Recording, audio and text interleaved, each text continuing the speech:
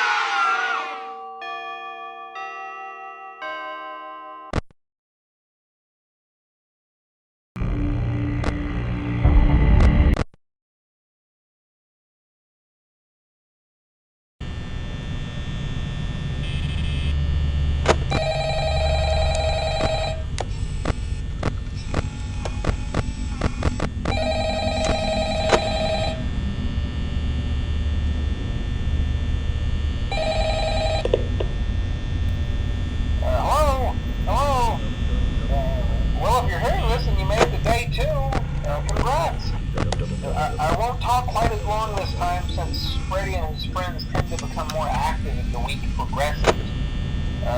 It might be a good idea to peek at those cameras while I talk, just to make sure everyone's in their proper place, you know. Interestingly enough, Freddy himself doesn't come off stage very often. I've heard he becomes a lot more active in the dark, though, so hey, I guess that's one more reason not to run out of power, right? I also want to emphasize the importance of using your door lights. There are blind spots in your camera view, and those blind spots happen to be right outside your doors. So if you can't find something or someone on your cameras, be sure to check the door light. You might only have a few seconds to react. Not that you would be in any danger, of course. I'm not implying that. Also, check on the curtain in Pirate Cove from time to time. The character in there seems unique in that he becomes more active if the cameras remain off for long periods of time. I guess he doesn't like being watched. I don't know. Anyway, I'm sure you have everything under control. Talk to you soon.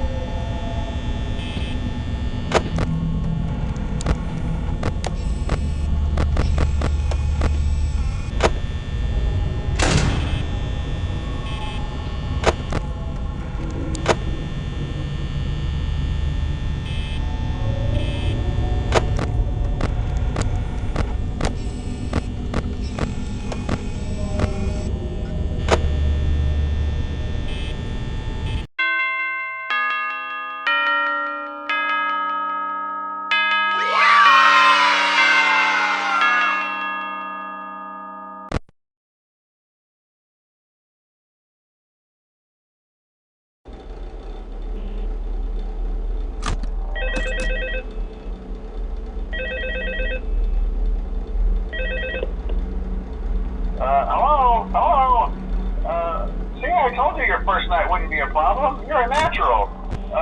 By now I'm sure you've noticed the older models sitting in the back room. Those are from the previous location, and we just use them for parts now.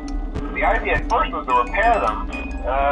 They even started retrofitting them with some of the newer technology, but they were just so ugly, you know, and the smell. So the company decided to just go in a whole new direction and make them super kid-friendly.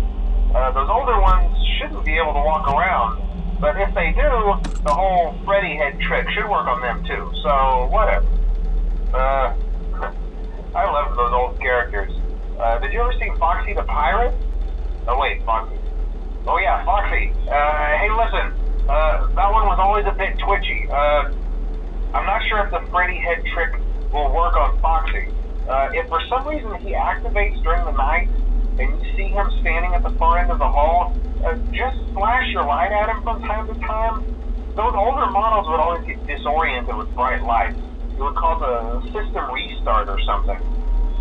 Come to think of it, you might want to try that on any room where something undesirable might be.